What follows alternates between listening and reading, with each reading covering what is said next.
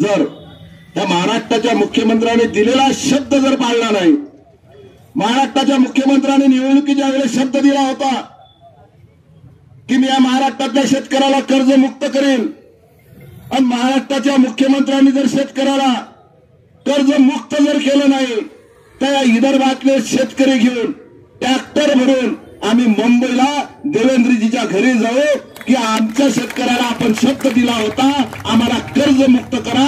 या विदर्भातले संपूर्ण शेतकरी घेऊन ट्रॅक्टर घेऊन आम्ही मुंबईला जाऊ आणि त्यांना निवेदन देऊ की तुम्ही बाबा रे देवेंद्रजी तुम्ही शब्द दिला होता, आपण शब्द दिला होता की शेतकऱ्याला आम्ही कर्जमुक्त करू, परंतु आज 2 महिन्याचा कार्यकाळ उठून गेला, आपण कर्जमुक्त केलं नाही। दुसरीकडे शेतकऱ्याच्या घरी बँकेवाले तळागाला उराले की जबरदस्तीने कर्ज भरणा करून घेऊन आले। म्हणून तुमच्या दारी तुम्ही जर येत्या लवकरात लवकर जर निर्णय घेतला नाही तर विदर्भातले सर्व शेतकरी ट्रॅक्टरमध्ये घेऊन आम्ही मुंबईला देवेंद्रजीच्या घरी जाऊ आणि त्यांना तिथं निवेदन देऊ की आमच्या शेतकऱ्याला तुम्ही कर्ज माफी करा की आपण घोषणा केली होती। आम्ही नव्हती केली घोषणा, आपण विदर्भातले मुख्यमंत्री आहात, आम्ही विदर्भातले आहोत, आणि विदर्भातला शेतकरी जर मुंबईला निवेदन द्यायला तुम्हाला ज्या दिवशी येईल त्या दिवसासारखी दुर्दैवी घटना कोणतीच राहणार नाही।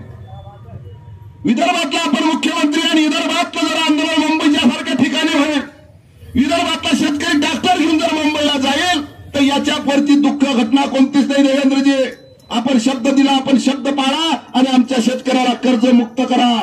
त्यासाठी आज धरणे आंदोलन आहे।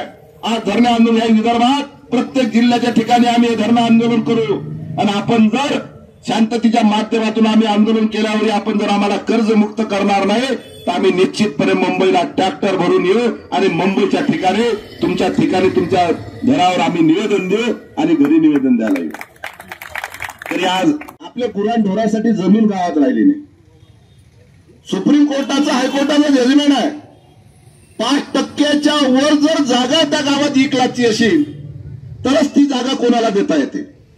मग आमच्या 5% जागा तुम्ही त्या मेगा कंपनीला आमच्या शेतकऱ्याच्या नावाखाली देऊ राहिले आणि एकीकडे त्याच्याजवळ मलिदा लाटू राहिले, आणि दुसरीकडे एखाद्या घरकुलावाल्यासाठी आदिवासी घरकुलासाठी 250 स्क्वेअर फूटची जागा शासन परिपत्रक असून हा कलेक्टर देऊन राहिला, आणि मेगा कंपनीची दलाली हा कलेक्टर त्या ठिकाणी करू आला आणि मेगा कंपनीला या जागा ताबडतोब खाली करून देऊ आला।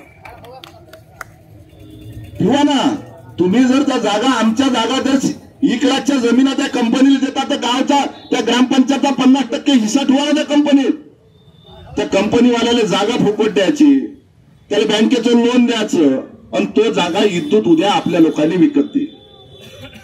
द्या ना गावातल्या शेतकऱ्याला द्या ना जमीन, तोच प्लॅन उभा करेल ना। म्हणजे इथली फसवणूक अक्षरशः शेतकऱ्याची दिशाभूल करू राहिले। एबीपी माझा, उघडा डोळे बघा नीट।